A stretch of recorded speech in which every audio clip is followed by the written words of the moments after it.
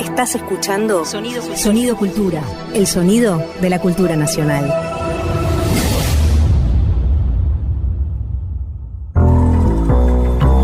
La tijera de un taller que recorta relatos, 1 centímetro mide tensiones, el dobladillo para el olvido y la cintura cósmica del ayer. María Pía López en Corte y Confección. Remienda sentidos culturales. El cuerpo, lejos de rivalizar con el mundo, es, por el contrario, el único medio que tengo para ir hasta el corazón de las cosas, convirtiéndome en mundo y convirtiéndolas a ellas en carne. Merleau-Ponty. Este corte y confección va a comenzar con la lectura de un poema. Así, y después les cuento por qué. El poema dice: los artistas presos en Terezín hicieron 2 tipos de dibujos, los que el Reich les exigía para promocionar los campos y los prohibidos que ellos escondían entre sus ajados bártulos. 2 caras de la realidad. ¿Cuál es la más realista? Porque ellos parecían tener muy claro que el fin de sus vidas iba a ser también una profecía del fin del mundo. Por eso, y solo por eso, trabajaron con copia. Debajo de la ficción forzada que les impusieron, en el íntimo carbónico de sus papeles privados, encontraron, por asociación libre, una vía regia, un agujero freudiano de salida. Así desmintieron la frase nefasta, porque ningún trabajo libera, salvo que nada ni nadie nos obligue a hacerlo. Esta belleza de poema es del libro de los divanes de Tamara Kametzain, un pequeñísimo libro que editó Adriana Hidalgo, editora, en la colección Fuera de Serie, y que es un libro escrito efectivamente entre divanes, cuando sale de una sesión analítica y antes de entrar a otra. Y tiene ese hilo de autorreflexión, de pensamiento sobre la subjetividad, de elaboración profunda de lo que pasa. No es el último libro de Tamara, hay 2 mucho más recientes, uno que se llama Libros Chiquitos, en esa colección preciosa de Ámsterdam, que se dedica a publicar ensayos sobre las experiencias de cada escritora o escritor como lectora o lector. Y un último editado por Eterna Cadencia, que se llama Chicas en tiempos suspendidos y que trata sobre este tiempo tan raro en que estamos habitando la infinita repetición de los días muchas veces, pero también la irreductible e irrepetible situación de las despedidas. Así que quería empezar con esto en Corte y Confección para recordar la bellísima escritura de Tamara Kametzain.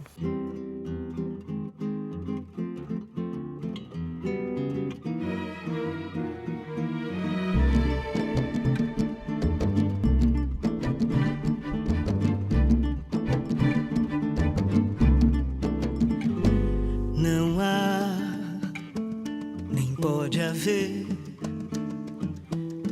como Mangueira não há, o samba vem de lá, alegria também, morena faceira, só Mangueira tem, não há nem pode haver, como Mangueira não há. Lá, alegria também, morena faceira, só Mangueira tem. Mangueira está sempre em primeiro lugar, aonde a cadência do samba romper, deixa São Carlos falar, deixa Salgueiro dizer. Não há, nem pode haver, como Mangueira não há, o samba vem de lá, a alegria também, morena faceira, só Mangueira tem, morena que nem é bom se falar, na qualidade ela é superior.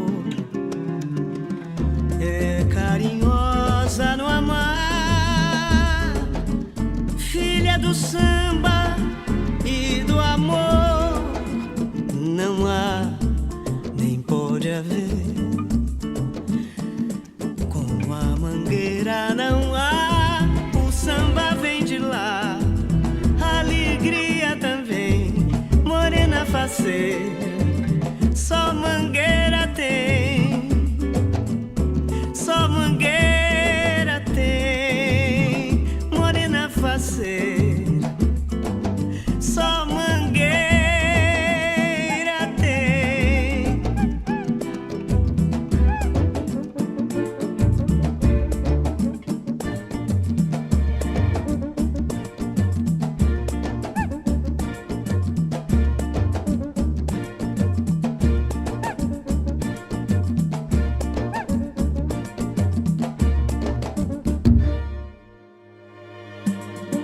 Era María Bethania haciendo Mangueira, y ahora siempre hermoso escuchar a María Bethania, así que aprovecho para recomendarles un disco que acaba de sacar en las últimas semanas que se llama Nocturno, y como siempre vuelve a revisar el arcón de la música brasileña y generar deleites únicos. Y también con la sorpresa de una canción en castellano en este nuevo disco. Bueno, ahora una invitada tenemos hoy para nuestros retazos, que es casi una costurera, pero una costurera de las palabras. No sé si en este taller es un lujo que recibamos a Gabriela Pesclevi. Gabriela es artista, es activista cultural, es armadora y conspiradora de muchos años, no porque ella tenga muchos años, sino porque es tan tenaz en hacerlo que siempre nos encontramos en alguna conjura. Por ejemplo, Gabriela es una activa articuladora de una experiencia en La Plata que se llama El Galpón, que está en una vieja estación ferroviaria, en el viejo galpón de encomiendas, y allí se hacen talleres, hay una biblioteca, hay recitales y hay muchísimas tramas culturales activas que desbordan hacia el barrio y también vuelven a intensificarse allí.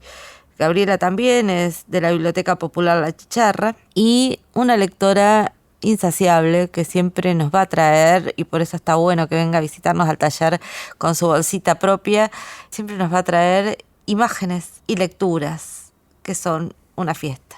Cuando escuché la palabra retazos, invitarte a la sección retazos, inmediatamente me sentí persuadida de participar de un momento retazo, o en plural retazos, porque se me apareció la idea de lo disponible y la idea de una combinación posible, esas telas que se combinan, que se prueban, que se ponen en una mesa, se manipulan y se tocan con las manos y se encuentran con todas esas palabras que escribió hace tiempo Silvia Molloy, y que también vez pasada citaba con ese enormísimo placer que nos dan las palabras, esos retazos, detrás de las palabras y entre las comas, otro tipo de retazos que viven de algún modo en la lengua, ¿no? Y que son las pausas. Molloy dice: plumetí, broderí, tafeta, falla, gros, sarga, piqué, pañolensi, casimir, filafil, brin, organza, organdí, boilé, moletón, molesquín, piel de tiburón, cretona, bombací, trobalco, terciopelo, sautache, cloqué, guipuré, lanilla, raso, gasa, algodón mercerizado, bramante, linón, entredos, seda cruda, seda artificial, surá, poplín, 2 y 2, drill, loneta, batista, nansú, jersey, reps, lustrina, ñandutí. Excepto alguna de estas palabras, podría decirles las más sofisticadas o las que podríamos llamar de alta costura, como se decía antes, o se sigue diciendo así. El resto las llevo en el cuerpo, en lo más hondo de mi cuerpo, en la piel, dicho de otra manera. estas otras también de Molloy. Canesú, ranglan, manga japonesa, conotier, talle princesa, traje trotteur, pollera plissé, pollera tableada, pollera plato, pollera tubo, un tablón, una bocamanga, un pespunte, un añadido, una pinza, una presilla, un hilván, las sombreras, ribetear, enhebrar, una pestaña, vainilla, punto yerba, un festón, la sisa, la hechura. El retazo, de alguna manera, es esa hechura que da gusto componer. Y veo que de manera repitente lo hago, pego retazo tras retazo, y esos cortes y esos pegotes sucede con todas las cosas que hay disponibles también en casa y en el mundo en el que participo. Por ejemplo, los libros que mudo de un estante a otro y aparecen como marcando, les cuento, una geografía espiritual, ¿no? En este momento tan denso, tan quebradizo, tan de la simultaneidad y tan de la necesidad de encontrar espacio también. Bueno, la pequeña selección del día para corte y confección es de un estante que estoy mudando. Bueno, además de la cita de Molloy a la que siempre recurro a ese pasaje. Y este estante que estoy mudando apareció México, y puntualmente la Ciudad de México, que es una ciudad que no conozco, pero que me remite a un montón de filiaciones sentimentales y de momentos de la historia de México que significaron alojamientos, ¿no? Para otras, para otros, y escrituras que sigo de ahora o de hace tiempo. Y en este estante que estoy mudando, de hace tiempo Sergio Pitol, o Carlos Monsiváis, o Juan Villoro, o Juan Rulfo, o Poniatowska, o Pacheco, por citar algunos otros que me han dejado tanto, ¿no? Y ahorita mismo, de hace unos meses, la lectura de la joven escritora Valeria Luiselli, quien vivió y vive en Nueva York, pero vivió en muchas otras ciudades más que en México. Pero bueno, ella nació allí y este libro que voy a citarles a modo de retazos, que se llama Papeles Falsos, de alguna manera, como dice Luiselli en una entrevista, ella dice que escribir sobre la Ciudad de México y documentar la ciudad era el principal motor, ¿no? Y está eso en este libro que quiero compartir con ustedes. Decirles que Valeria Luiselli ha escrito otra serie de títulos, de libros, de novelas, como La historia de mis dientes, o Los ingrávidos, o un libro que ha resonado aquí entre las lectoras y lectores argentinos, que me parece que es Desierto Sonoro. Ese libro se ha leído un poco aquí, o se viene leyendo. Y hay otro libro que me gusta mucho, que también tiene este carácter documental, que se llama Los niños perdidos, ¿no? Un libro duro porque, bueno, documenta las migraciones de cantidad de niñes de Centroamérica hacia Estados Unidos. Y puntualmente Papeles Falsos, Papeles Falsos, por donde quiera que ingresemos o que ingreso, me deja esos retazos. De Papeles Falsos tengo la segunda edición, editado por Sexto Piso en el 2020, Ella publica por primera vez este libro en el 2010. Y es la reunión de 10 relatos híbridos, algo ensayos, algo crónicas, una mixtura estética que se permite evocar poemas, problemas, preguntas. Hay uno de los relatos que me ha resultado muy inspirador por mostrarnos la Ciudad de México de ese modo, con todos esos ríos debajo que se secaron. Una ciudad a la que llega Luiselli con una cantidad de sentidos y agujeros vacantes, pero también curiosidad y frescura. Encuentro en ese segundo relato, Mancha de Agua, una escritura inteligente de una lectora que sabe acercarse a los sitios para documentarlos, sitios a los que busca llegar y que están un poco perdidos, ¿no?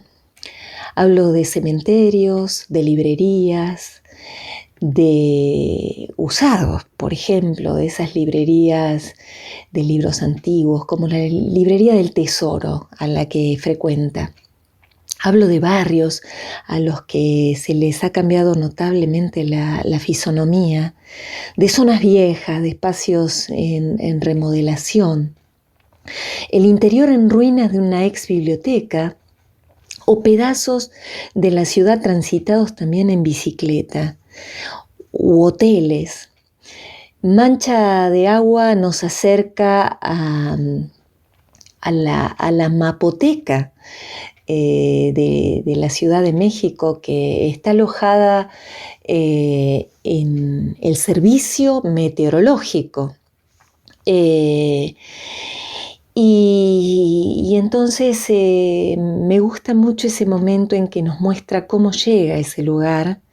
Hablamos de un archivo de mapas en el que hay que ponerse guantes, barbijos, y entonces ahí, previa audiencia, los estudiantes acceden a que esos mapas puedan ser descolgados para examinarlos, ¿no? Esos primeros mapas busca Luiselli de la Ciudad de México.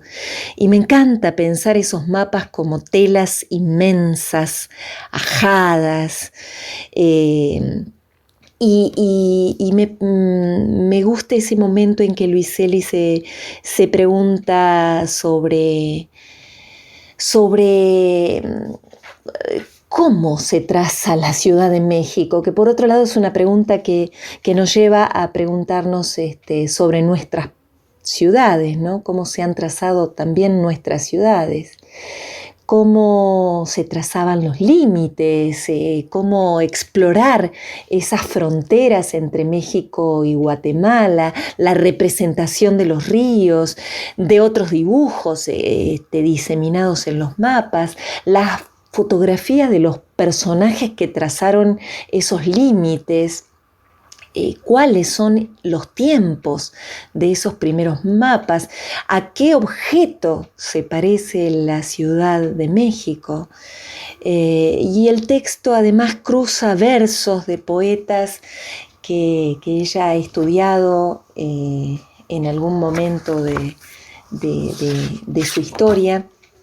Y hay otros relatos en los que se queda orbitando y detenida Luiselli en palabras, como la palabra saudade y todas sus acepciones y diferenciaciones, o la palabra relingo, que es tan linda y participa de la jerga popu, ¿no? de los mexicanos, la lengua oral, ¿no? El relingo, como ella lo piensa, como un espacio urbano ambiguo, un lote vacío, aunque también un trapo viejo, pegado al espíritu del albañil o a la escritura, como relingo, a quien trabaja a partir de las fisuras.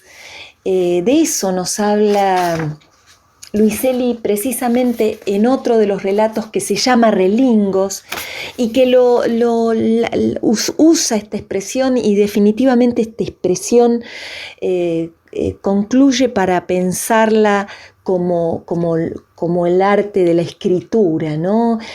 Escribir es taladrar paredes, romper ventanas, dinamitar edificios, es excavaciones profundas para encontrar no encontrar nada. Escritor, escritora es quien distribuye silencios y vacíos. Escribir es hacerle hueco a la lectura. Escribir como hacer relingos. María Pía López en Corte y Confección. Remienda sentidos culturales. Las hojotas pudo ver estrelladas contra la tierra. Parecían cascarudos que morían dando vueltas. Ajustó el cordón de la malla y ató un nudo doble. El agua, los pibes, el padre, las hermanas, las hojotas. Soltó la rama que lo aseguraba. Las hojotas, el arroyo, el puente. Echó el cuerpo hacia atrás. El fondo, el agua, las piedras. Torció la espalda. El brillo del sol en los envases de cerveza vacías. Dejó el peso caer sobre su pie derecho. El brillo del sol en los envases llenos. Tomó impulso. Mary Gourik, ¿de dónde viene la costumbre? Qué linda esa novela de Mary Gourik. Se llama ¿De dónde viene la costumbre? Y es una novela sobre familias, zonas de las familias, vivencias en las familias y conflictos, por supuesto, pero fundamentalmente es también una novela sobre la lengua. Y hoy que escuchábamos a Gabriela Pesclevi detenerse así sobre la lengua, tomar palabras que traía del libro de Molloy, y ahora esto, como escribe Gourik, y también otra recomendación, como solemos hacer, si pueden escúchenla a Marí recitando sus propios textos y verán allí una cadencia, tendrán allí una cierta cadencia, un acento, un ritmo, una música que está en su poesía y en su prosa. Y ahora vamos a charlar con una querida compañera chilena que es politóloga, Pierina Ferretti, a la que invitamos para conversar un poco sobre Chile, pero fundamentalmente sobre una feminista chilena que se llama Julieta Kirkwood y que es objeto de hermosas reediciones en el último tiempo, y sobre eso vamos a conversar un poco con Pierina. Hola. Hola Pierina, ¿cómo andás? Soy Pía. ¿Pía? Sí. ¿Qué tal? Tanto tiempo. Tanto tiempo, querida. Corte y Confección, un taller de arreglos, ideas y reparaciones. Estamos aquí recibiendo a una amiga chilena, Pierina Ferretti, a la que invitamos a conversar por varias razones. Primero, porque siempre estamos con la inquietud de qué está pasando en Chile. Pierina, contanos un poquito, aunque sea. Hola, Pía. Muchas gracias por la invitación. Y bueno, en Chile está pasando como demasiadas cosas al mismo tiempo. Pero contarles desde ya que, bueno, comenzó a sesionar la Convención Constitucional, la Convención Constituyente, a partir del 4 de julio. Y estamos, bueno, es como desde el estallido social y la revuelta popular en adelante, es como que estamos en un permanente loop de estar pendientes de la contingencia política y de lo que está ocurriendo. Y ahí estamos viendo por primera vez, probablemente en la historia republicana de Chile, un órgano tremendamente representativo de la sociedad chilena en su diversidad y enormemente democrático, digamos. Ahí está una convención que es paritaria en términos de género, que tiene escaños reservados para las primeras naciones, para los pueblos originarios, y que tiene más del 60% de quienes componen esa convención son personas independientes de los partidos políticos, y donde por primera vez también grupos del campo popular autoorganizado están participando, digamos. Entonces, un paso importante también en la autonomía del campo popular, esa autorrepresentación en un órgano político. Entonces, son muchísimas cosas. Probablemente supieron por allá que fue electa presidenta de la Convención Constitucional, Elisa Loncón, que es una dirigente mapuche, una académica mapuche, y eso en Chile, bueno, y en Argentina probablemente también sea así, que son países, digamos, racistas, donde hay una cultura racista muy asentada, es un símbolo de una potencia enorme, digamos, y que también es digamos, un índice de cómo se ha ido transformando una cierta subjetividad y una cultura en el país que es bien impresionante. Eso como un pequeño resumen de muchas cosas más que podemos hablar. Sí, pero lo de Elisa es especialmente impresionante por la cuestión de que pone en estado de crisis todos los modos de representación de la nación previos, ¿no? Donde incluso en los últimos años se iba constituyendo esa idea de nación contra el mundo mapuche, contra la rebelión y contra todo aquello que aparecía como dañando el esquema cerrado, tanto en términos culturales, lingüísticos y económicos, ¿no? Claro, y también yo creo que lo de Elisa condensa una cuestión que primero apareció en la revuelta popular. Yo he contado varias veces que los primeros días, las primeras semanas de la revuelta, como fue una revuelta espontánea, no se veían banderas de partidos políticos, ni de sindicatos, ni de nada. Solamente flameaban las banderas mapuches en los primeros días de la protesta. Y lo que fue, digamos, mostrando que el pueblo mapuche se había convertido durante todas estas décadas de resistencia, ¿cierto?, contra las forestales, contra el Estado y contra el despojo de sus territorios, se había ido convirtiendo como en un símbolo de lucha para todos los pueblos de Chile. Y eso, la elección de Elisa Loncón y como la acogida que esa elección ha tenido en la sociedad chilena, muestra, digamos, esas transformaciones que han ido ocurriendo y la valoración que se tiene del pueblo mapuche como un símbolo de resistencia. Me parece que eso es bien potente. Ahí yo no sé si es mi propia subjetividad la que me lleva a decir esto o tiene algún grado de objetividad, pero pensaba que al lado de esa rebelión mapuche también está la rebelión feminista, ¿no? Lo que fue acumulando alrededor del 18, también para darle una tonalidad al este último proceso. Por cierto, también recordarán, me imagino, la performance de las tesis, y que es otro de los vectores de esta rebelión popular, que también se viene cocinando desde antes, digamos, por lo menos hace unos 5 años atrás. El movimiento feminista ha sido uno de los elementos de politización más fuertes del país. Politización en el sentido de que los problemas cotidianos, digamos, la vida cotidiana se ha vuelto un problema político y se ha dejado de encerrar en las casas y ha salido a las calles, a las plazas. Y era muy claro, digamos, que la persona que presidiera la convención tenía que ser una mujer,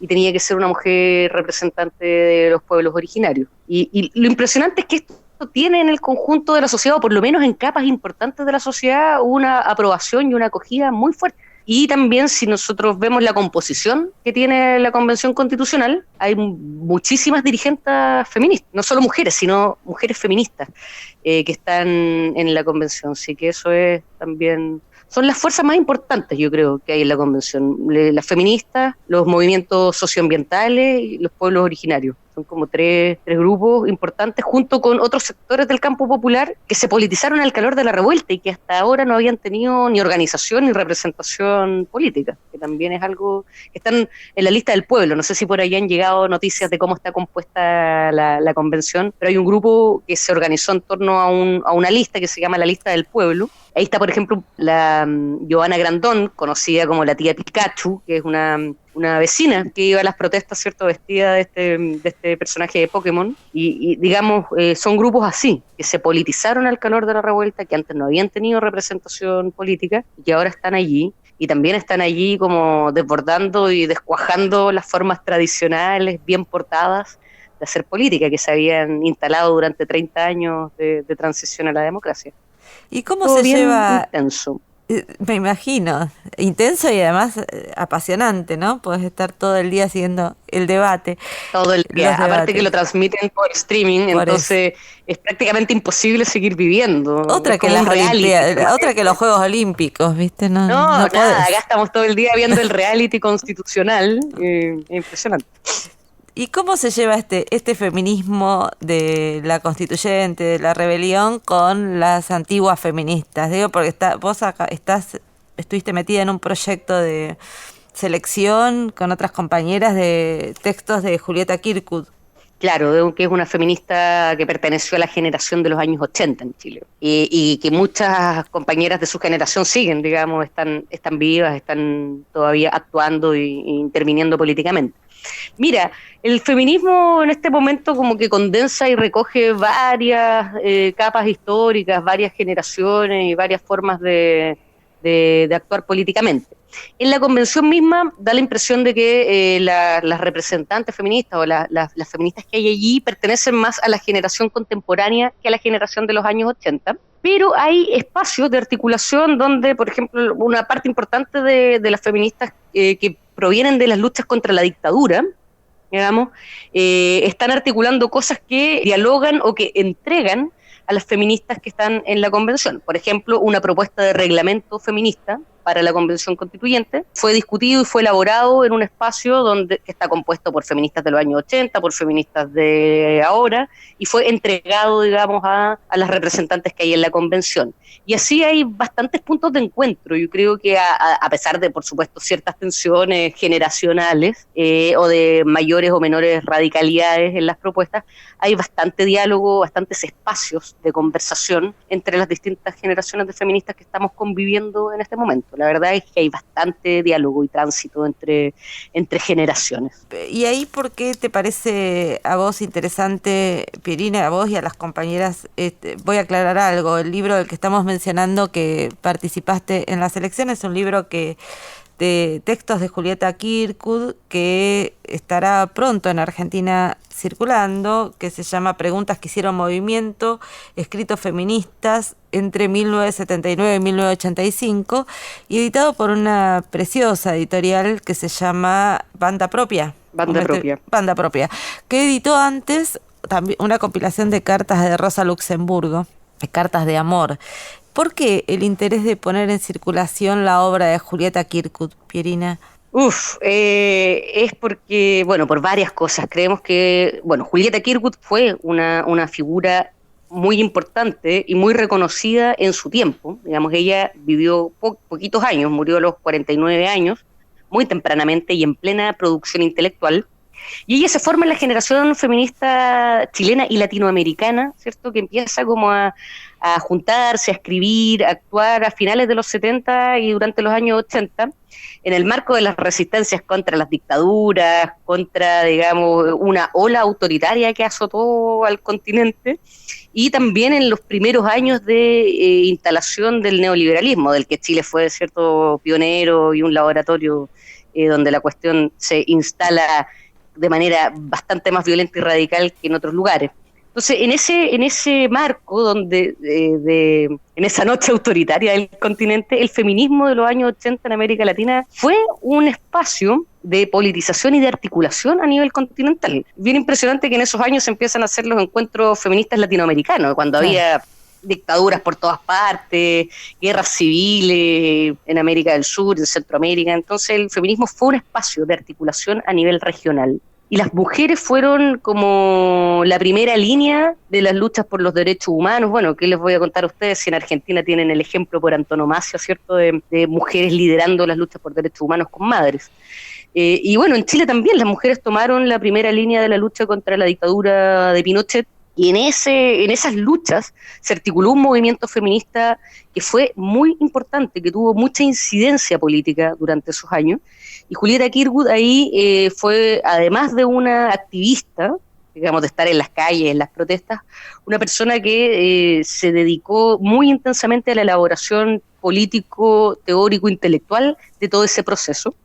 Y escribió un montón durante esos años. Escribió un montón de artículos, de textos, algunos cortos, otros de más largo aliento, y se pregunta cuestiones que si uno las lee es como si nos estuviera hablando a nosotros, a nosotras, como la relación entre el feminismo que, digamos, se practica o se milita en los partidos políticos, o el feminismo de los movimientos y las tensiones que allí se producen, la relación entre feminismo y democracia, y cómo una democracia que no se piense feminista es una democracia trunca, la pregunta por la relación entre el socialismo y el feminismo, y cómo un socialismo que no se piense desde el feminismo está de alguna manera condenado al fracaso, y hace un análisis súper crítico de lo que fue el proyecto de la Unidad Popular, y cómo el no tomar en consideración y no tomarse en serio las reivindicaciones de la emancipación de la mujer le jugó en contra al proyecto de la Unidad Popular.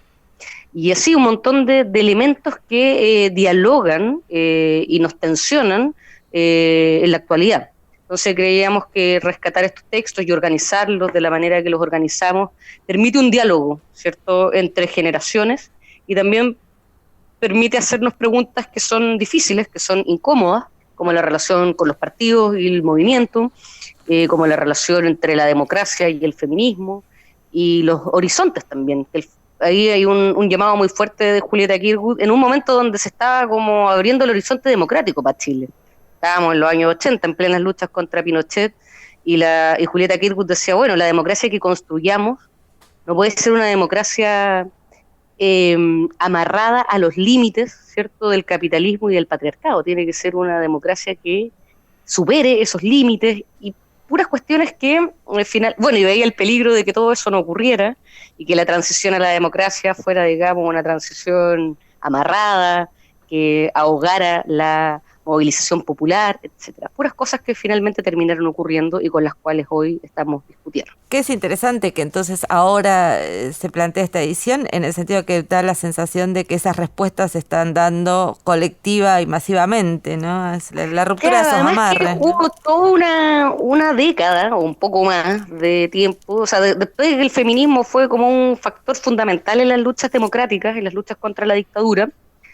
De los 90 para adelante se viene como un periodo que Julieta Kirkwood, para otros periodos de la historia, llamaba de silencio feminista, donde el feminismo desaparece del escenario público, de la primera línea. Hay que decir que siempre hubo y siguió habiendo militantes feministas activando, etcétera, reconociendo todo eso. En el escenario más general y en los espacios de decisión política hay un retroceso de la incidencia del feminismo bien claro, y la obra de Julieta Kirkwood queda también ahí como en los cajones, en los anaqueles de las bibliotecas personales, y no hay un diálogo con su obra. Y eso lo reconocen estudiosas bien importantes de Julieta Kirkwood, como Alejandra Castillo, digamos, que a mitad de la década del 2000 dice, en todos estos años que han pasado, desde que Julieta Kirkwood muere o desde que se recupera la democracia, no ha habido un diálogo político con su obra.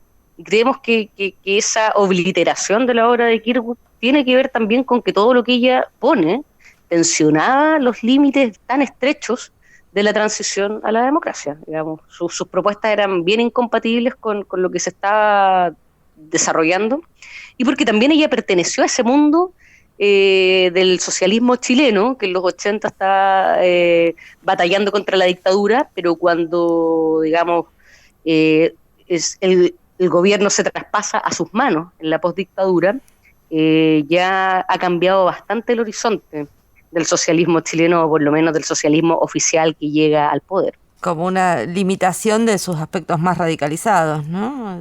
De todas maneras, y con un desarme bastante, como políticamente organizado, de los sectores populares, digamos. Hubo un acuerdo entre las élites políticas de mandar a la gente a sus casas, digamos. Empezó la democracia, hay que salir de las calles, ahora el país tiene que funcionar, y un desarme del campo popular, digamos, y de ese actor, como un contrapeso democrático y popular a las inercias autoritarias del poder. Sí, una idea de democracia atada al neoliberalismo. Vos mencionabas recién la intervención de Alejandra Castillo en la recuperación de Julieta Kirkwood, y es quizás de lo poco que se consigue en Argentina, en las librerías argentinas, sobre esta autora chilena, porque hay un libro editado aquí de Alejandra sobre Julieta Kirkwood por Ediciones de la Universidad Nacional de General Sarmiento, un pequeño libro pero precioso de lectura de esta Políticas obra. del nombre propio, ¿no? Políticas del nombre propio. ¿Te acordaste vos mejor que yo? Muy bien.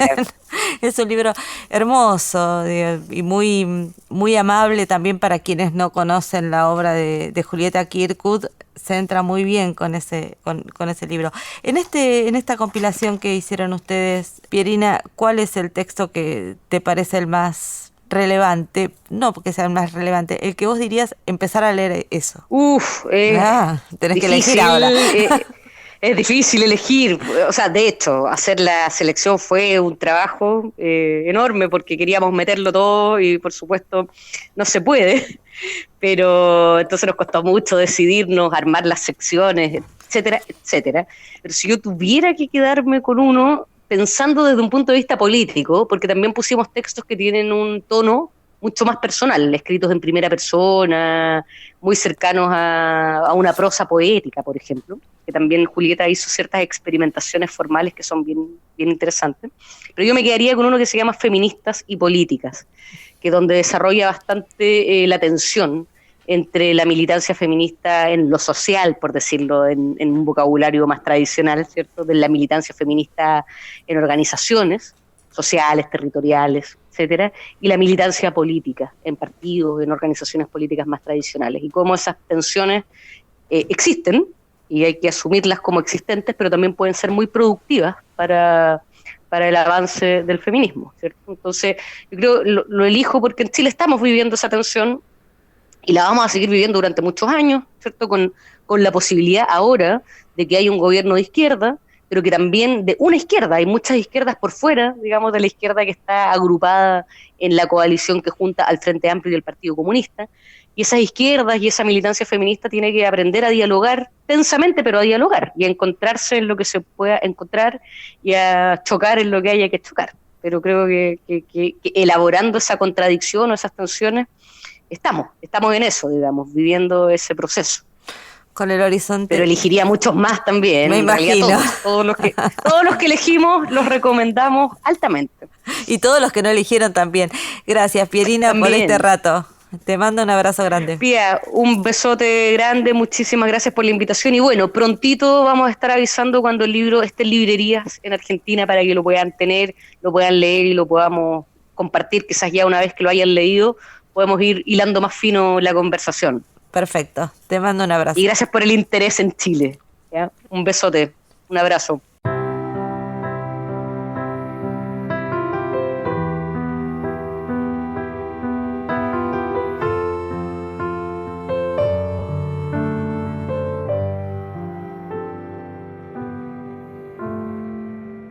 Mi unicornio azul ayer se me perdió. Pastando lo dejé y desapareció. Cualquier información bien la voy a pagar. Las flores que dejó no me han querido hablar.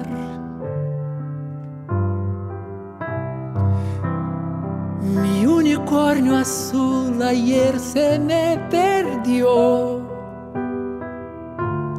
No sé si se me fue, no sé si se extravió. Yo no tengo más que un unicornio azul. Si alguien sabe de él, le ruego información. 100.000 o 1.000.000 yo pagaré.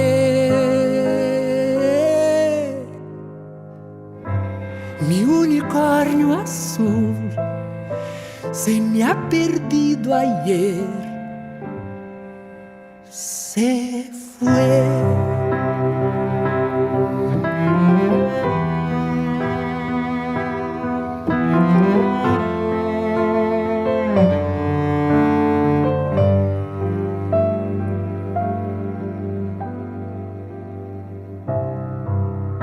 Mi unicornio y yo hicimos amistad, un poco con amor, un poco con verdad. Con su cuerno de anil pescaba una canción. Saberla compartir era su vocación. Mi unicornio azul ayer se me perdió. parecer acaso una obsesión, pero no tengo más que un unicornio azul. Y aunque tuviera dos, yo solo quiero aquel. Cualquier información la pagaré.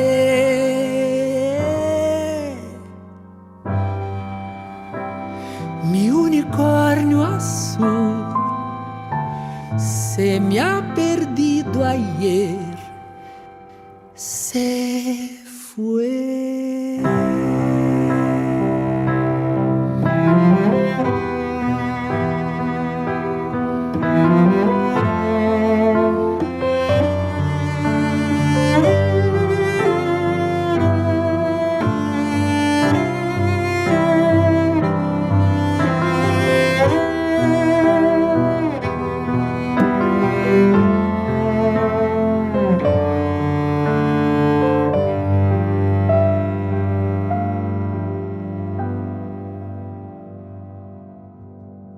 El 1 de agosto de este 2021, Ney Matogrosso cumplió 80 años y lo festejó, entre otras intervenciones musicales que hizo, publicando 4 canciones. Una de ellas es esta versión de Mi Unicornio Azul de Silvio Rodríguez, hecha por Ney Matogrosso en una versión preciosa, que la trajimos un poco como festejo del cumpleaños de Ney, siempre, pero también porque es un modo de seguir pensando alrededor de la situación cubana. Así que nos vamos con este tema, con Silvio Rodríguez, y también con la idea de que pensar alrededor de la cultura es pensar alrededor de la política, o pensar cuestiones culturales es seguir tramando nuestras intervenciones políticas, los conflictos de la política, y que por eso cada vez que hablamos de edición de libros, de producción de canciones, de circulación de imágenes,